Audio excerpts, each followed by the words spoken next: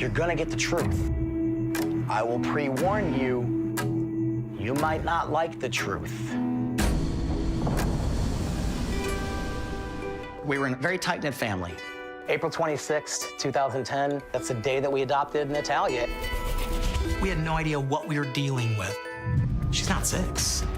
She was an adult. You could just tell. I'm like, whoa. Natalia was told her new birthday at the orphanage in Ukraine. Приехали молодые люди насчет твоей Наташи. To track down Natalia's biological mother. I'm charged with 2 counts of child neglect, is that correct?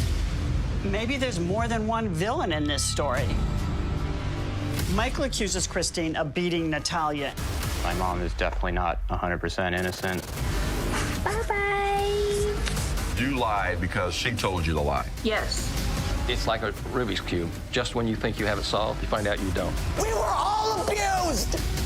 I hate this. Did you want to hurt them?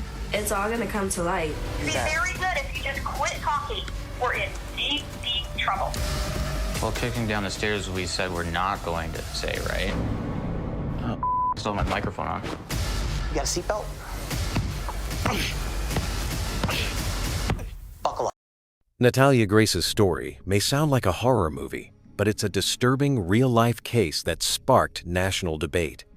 Despite various claims and legal battles, a large volume of official documentation supports Natalia's version of her origins. A birth certificate, a detailed medical history, adoption records, and a statement from her biological mother, Anna Gava, all confirm that Natalia was born in Ukraine on the 4th of September, 2003.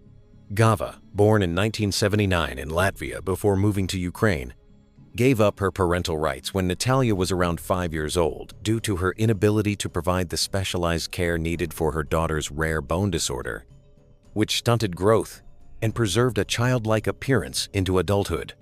Natalia was first adopted by Diane and Gary Chichkoni in 2009, but they relinquished their parental rights less than 2 years later, citing financial hardship and undisclosed medical issues. The Chichkonis arranged for a private adoption with Michael and Christine Barnett. Although the Barnetts claimed to use Good Shepherd Adoptions, the agency denied involvement, stating it wasn't licensed to operate in either Florida or New Hampshire. After adopting Natalia, the Barnetts began reporting strange and violent behavior. Christine claimed that Natalia engaged in disturbing acts, such as jumping out of moving cars, smearing blood on mirrors, threatening family members, and even attempting to poison her with cleaning chemicals. She also alleged that Natalia tried to push her into an electric fence and assaulted a toddler at the daycare she ran. Beyond these behaviors, the Barnetts began to suspect that Natalia was not actually a child. Christine reported signs of puberty, adult-like behavior, and language skills inconsistent with Natalia's supposed age. A clinical therapist said Natalia admitted to being 18 in a 2012 session, while a bone density test estimated her age at 14. The Barnett's family physician also believed she was not a child. The couple petitioned a court to change Natalia's legal birth year to 1989, which was granted. After her discharge from a psychiatric facility, Natalia was moved to a rented apartment in Westfield, Indiana in 2013. The Barnetts helped her apply for government benefits and set her up with basic living supplies, claiming she was now legally an adult. However, she was evicted due to reported behavioral issues, and the Barnetts relocated her again to Lafayette before moving to Canada to be closer to their son. During this time, Natalia connected with a neighbor who introduced her to Cynthia and Antoine Mans, who eventually took her in. The Mans family did not witness any of the extreme behaviors alleged by the Barnetts, although there was one report that Natalia bit their infant daughter. In 2016, the Manses applied for legal guardianship of Natalia and officially adopted her in 2023. However, things eventually deteriorated. Natalia accused them of controlling behavior and being financially motivated as they relied on foster care subsidies. By late 2023, Natalia devised an escape plan with the help of Nicole and Vince DePaul, a couple who had previously tried to adopt her. She left the Manses and moved in with the DePaul family, where she has remained. Adjusting to life with her new family was not easy. Natalia showed signs of trauma and was diagnosed with reactive attachment disorder, a condition common in children who experience abandonment or prolonged time in foster care. She also reportedly recorded her new family without their knowledge, though that incident eventually passed. Meanwhile, law enforcement had already begun investigating the Barnetts back in 2012 for inconsistencies in Natalia's adoption.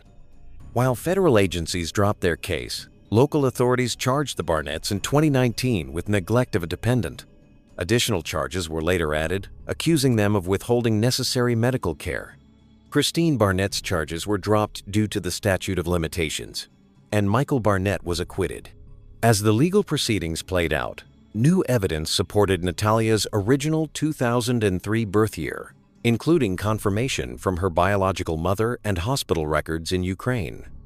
The case drew comparisons to the 2009 horror movie Orphan, which follows a girl with a rare disorder who hides her true adult identity from her adoptive family. The timeline, however, makes it clear that the film predates Natalia's arrival in the U.S. Nevertheless, Natalia insists the Barnetts borrowed their claims from the movie and maintains that many of the accusations against her are untrue. If you found this story intriguing, don't forget to like, subscribe, and hit the notification bell so you never miss an upload. Got thoughts on this case? Drop a comment below. We'd love to hear from you. Thanks for watching, and see you in the next video.